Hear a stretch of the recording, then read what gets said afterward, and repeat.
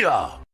What's going on, ladies and gentlemen? Welcome back to The Fringe. As the month ticks on, we've seen an appointment finally made as to the czar that is going to be dealing with Donald Trump's folks, with his communications person, or their czar in particular, as to the substances that are coming over the Canadian border and posing great threat on not just Americans, but Canadians as well, in terms of addiction, in terms of early departure from this earth, we'll say. I know it's a lot of play around words, guys. It's YouTube censorship. It's not that I talk like this on a regular basis, but if we want to get these videos out to you, the people, you got to watch our step once in a while. Despite who's been chosen for that job, I know it's RCMP locals. I know that people aren't happy with the decision. It's been covered to great extent. We're not talking about that today. What we are talking about is how the choice of this czar, again, as I've been saying, is nothing more than a due diligence in order to play along to the narrative that, hey, look, guys, we're doing our part. We're going to try and get this this trade crisis under wraps, while realistically, the closet liberals like Doug Ford, Mark Carney, the liberals, Jagmeet Singh, they all want this trade war.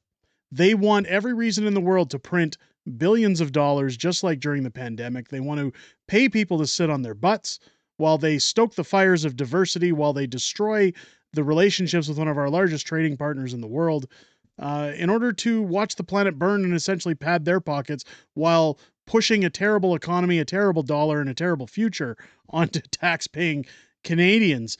Well, there is good news. There's one person who's still fighting for us, who's still making sure Canada has a fair shake at the table, and that's good old Danielle Smith.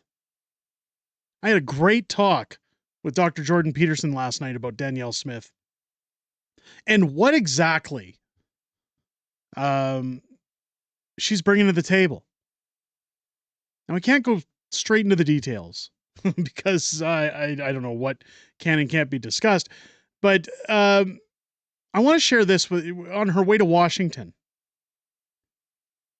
This post that she's made, that diplomacy is working. We cannot understate, the importance of our tariff-free relationship with the United States. What I've seen with President Donald Trump is that he's prepared to make a deal. He's prepared to make a deal.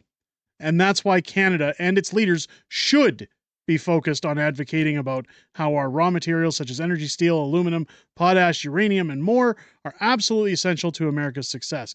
I want to play a little bit of this audio clip for you guys, and then we'll discuss. So what I would say is what I've seen from this president is that he is prepared to make a deal. We've made a deal on that. I think we can make a deal on steel and aluminum by making very much the same argument that I've been making on energy and critical minerals. We've won the argument that those raw materials are essential to American success. It comes in, it makes value-added products, it creates good American jobs, it creates good American products that we buy back. Same thing for aluminum. They just do not make enough for their defense industry, their auto industry, and their critical needs. So I think aluminum, we can make the very same argument. And on steel, we buy as much steel products from them as they buy from us. I think we have to remember. Now, before we get into the rest of this, we showed yesterday on the channel a very lengthy graph that Danielle Smith had put out showing just how much of American products we buy in Canada versus what they buy from us. And it's a very astounding amount. For us to throw that out the window would be catastrophic for Canada. Remember, we've got two sets of tariffs. This first tariff was about dealing with the fentanyl crisis, and I think that we have satisfied the president that we're working on that. The second round of tariffs will come with the renegotiation of USMCA. And I think the sooner we get a government with a 4-year mandate, the sooner we can open that up and solve the broader range of tariff issues that we have. So I want to point something out here.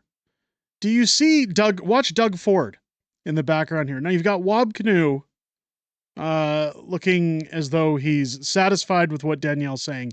Keep an eye on Dougie Boy here, because this is the narrative I've been talking about for the last few videos. Watch his face as she says, we need a government with a 4-year mandate. Essentially, she's saying, call an election. We need an election now.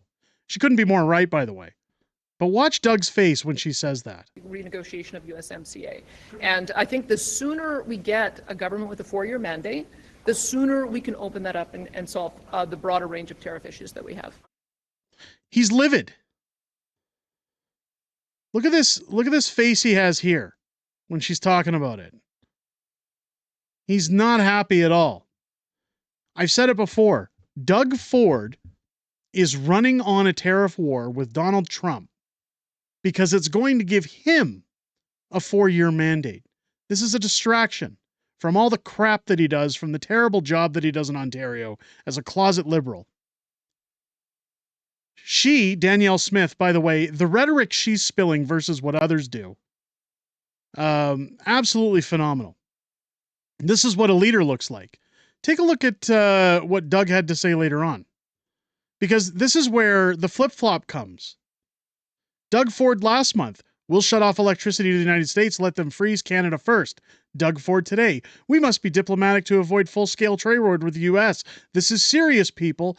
Doug Ford flip-flops more than Jagmeet Singh. We have the worst politicians. Take a listen to this. You had a harder stance earlier on when this first happened, talking about shutting off their electricity and all that. Are you finding that you're taking more of a diplomatic approach now that you're down here in D.C.? Well, I think both sides have to take a diplomatic approach. They have to listen. The worst thing that could happen to American citizens and Canadian citizens, that it turns out to a full-out tariff war. It'd be terrible. Both sides would get hurt. People would be getting laid off at their jobs, and we just want to make sure we inform the people of the U.S. how serious this really is. Yeah, how serious it is by pulling liquor off the shelves, right? By harming other companies, by threatening to do that. As it says up here, we'll turn off their electricity, let them freeze. What Doug Ford is doing here, the reason for this flip-flop, or at least in my personal opinion, is because he's trying to play Mr. Nice Guy to Ontarians while pushing for this trade war. Because as soon as Donald Trump says, okay, you didn't fix the border, you're not taking it serious, you're not doing your job, tariffs are coming in, well, then Doug can say, look, I tried to negotiate. We tried to be diplomatic, ladies and gentlemen, but Orange Man Bad just wanted to screw everything up. Vote for me. I'll fight him for the next 4 years. I'm here for you, Ontario. It's all a distraction. Look at Mark Carney. If you think Doug Ford sounds bad, now keep in mind, for some reason, the audio recording of this is only on one channel. It's not in stereo for some reason. I don't know why. Mark Carney, Petrified COVID Parent, another great X account to follow. Of course, this is satire that they're posting. I'm voting for Mark Carney because he's promoting to use the Emergencies Act again. This is again where you know what their plan is already. They're already telling you. In fact, one thing Dr. Peterson mentioned when I was at his show last night while speaking to everyone is that he's doing a video shortly covering Mark Carney's book, and he says Canadians would do very well to read his book, at least the first few chapters, because it's going to give you a blueprint of what you have to look forward to when this clown is installed. It's not good. People should be absolutely terrified of what this guy brings to the table. I said it in my last video. Jordan Peterson nailed it on the head when he said Justin Trudeau has been a follower for 9 years of a globalist organization. Mark Carney is a leader.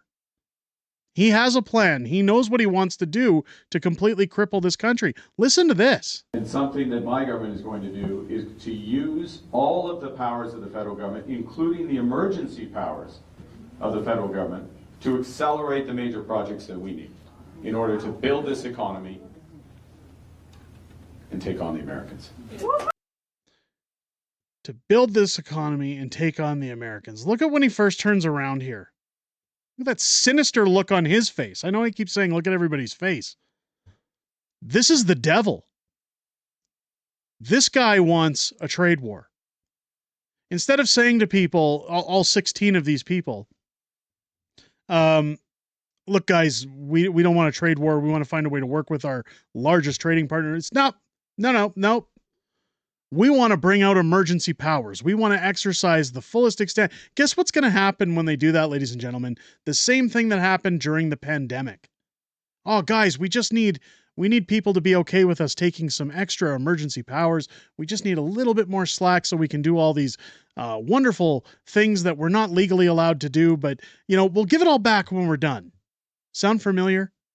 A lot of people always say to me, Derek, come on, more positivity. Please don't be doom and gloom. I'm really not trying to be. I'm really not trying to be. But I would be doing you, the viewer, a terrible, terrible disservice if we weren't keeping our eyes on what's really going on. And we wanted to dress everything up to look happy. Like, don't worry, everyone. Things are going to be okay. It's important we address this so that we as Canadians can be as proactive as possible to ensure that this future that's being proposed to us doesn't come to light. How we're going to do that, I'm not sure. But I know I would be doing you a terrible disservice if I didn't choose to expose what's going on and talk to you guys about it. Let me know what you guys think down below. Is Danielle Smith doing a great job or what? I mean, tell me how good of a job you think she's doing down below in the comments. Also, let me know if you think that this is all part of the plan. If you think Doug's upset with Danielle and that this is all just part of his plan to get another 4-year mandate. Let me know your thoughts down below. If it's your first time here, again, I hope this video has earned your subscription. Make sure you're hitting that button, joining our large Fringe majority. You click the bell for notifications. Join me live here on the channel each and every Friday night for Friday Night Fringe, our live streaming show where I'm joined by my very beautiful wife, Mrs. Fringe, as we go over everything we talked about this week in politics, everything that's coming up in the week ahead, as well as back and forth within the greatest YouTube community on the platform. We look forward to hearing what you guys have to say each and every Friday night outside of making these videos, but we most importantly look forward to hearing what you have to say this Friday night, starting at 6 p.m. Pacific, 8 p.m. Central, here on the channel. With that said, ladies and gentlemen, I hope you enjoyed this video and have a great rest of your day. I'll catch you on the next one.